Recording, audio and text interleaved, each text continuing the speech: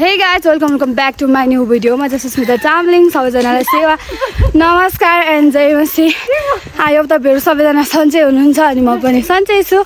हामी चाहिँ आज सबै परिवार भएर चर्च जाँदै छौं। केटाहरु जति पछाडी नै छ अनि हामी चाहिँ जाँदै छौं। यहाँनिर डेडी जाँदै हुनुहुन्छ अनि यहाँनिर नाना, यहाँ वर्षा अनि यहाँ मम्मी अनि यस्तो भएर आज हामी जाँदै छौं गाइस।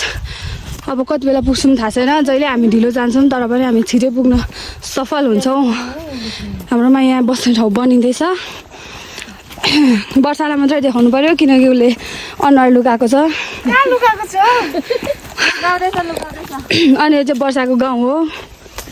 अलिक अगाडिको चाहिँ हाम्रो गाउँ हो। अलिक अगाडिसम्म हाम्रो गाउँ थियो भने अब यो चाहिँ छिरिम हामी वर्षाको गाउँतिर।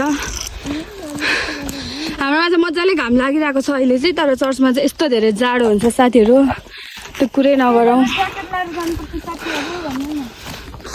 गाइस हामी चाहिँ चर्च आइपुग्यौँ। हामी चाहिँ यहाँनिर चर्चबाट फर्किँदैछौँ गाइजहरू। अनि यहाँनिर चाहिँ छपरी ग्याङको भाइहरू छ। पेन्ट चाहिँ हेर न गाइज कति तल लगाएको छ यिनीहरूले। अनि हामी यहाँ हिँड्दैछौँ। अनि धन्न गाइज मैले मिठाई चाहिँ अलिक नराम्रो किनेछु किनकि मलाई यो मिठाई खानु मन थियो। मैले टिकटकमा देखेर सो मैले यो मिठाई किनेको थिएँ। यिनीहरू कसैलाई पनि मन परेन। आयुषले पनि, आयुष भाइले पनि खानु भएन अनि कसैले पनि खाएन। अनि म एक्लै खाँदैछु। Because we don't like, we only eat, हैन? त्यस्तो त भन्दिनु। अनि त्यहाँदेखि हामी सर जाँदैछौँ। गाइस यो डेडीको च्याउ खेती भयो। अस्ति मैले तपाईहरुलाई 6-7 महिना अगाडिको भिडियो पनि देखाएको थिएँ। अनि हाम्रो च्याउ चाहिँ यति राम्रै तरिकाले उम्रिनु थालिसक्नु भएको छ।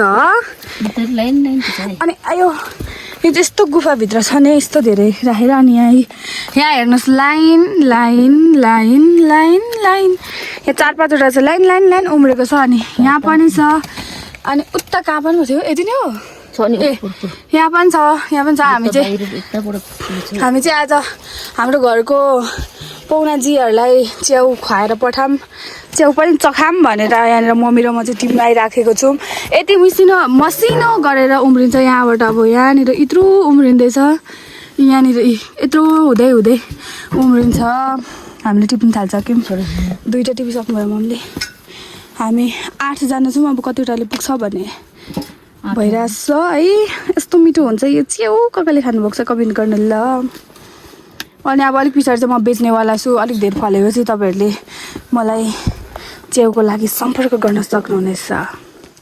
मम्मीले यहाँनिर टिप्दै हुनुहुन्छ गन्दै 7वटा 8वटा भन्दै ऊ गन्दै टिप्दै हुनुहुन्छ। एकजनाले एउटा च्याउ मात्रै खानुपर्ने अरे त्यही भएर यस्तो भइरहेछ। पानी पनि यहाँनिर लगाउनु पर्छ अनि यसलाई ओत पनि छ होइन। यस्तो बारेको छ क्या यति धेरै। त्यही भएर अब अर्कोपट्टिबाट टिप्नु लागिरहेछौँ हामी। गाई यहाँनिर चाहिँ एउटा कुहिरा छ अनि यहाँनिर चाहिँ पासो पनि रहेछ मुसाको होला। अब मेरो हात पऱ्यो भने केही छैन। ए चराको यहाँ चाहिँ कत्रो ठुलो छ होइन। अब म उखालेर देखाउँदैछु। निकाल्नु पनि सक्दिनँ त हो। अल्झ्यो त मेरो हातै। आयो छोटो हात हुनु चाहिँ गाह्रो छ गाई छैन। यताबाट गरेको भएन।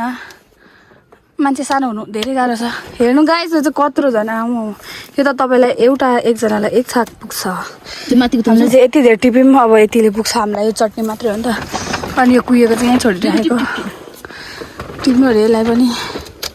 अनि यो चाहिँ त्यो पर्केको यो पनि छ। त्यो चाहिँ त्यही हो सर। अब यति चाहिँ लग्यो। यहाँभरि उम्रिँदैछ हाम्रो च्याउहरू। अनि अब हामी दिनै खान्छौँ म। हामीले चाहिँ यहाँनिर अब च्याउ केलाउँदैछौँ होइन गाइस। अब तपाईँहरूलाई लाग्छ होला यो हाम्रो च्याउमा पानी छ भनेर तर हाम्रो च्याउमा पानी छैन। देख्नु सक्नुहुन्छ भनेको त्यही यहाँनिर निक्ल्यो त कहाँबाट।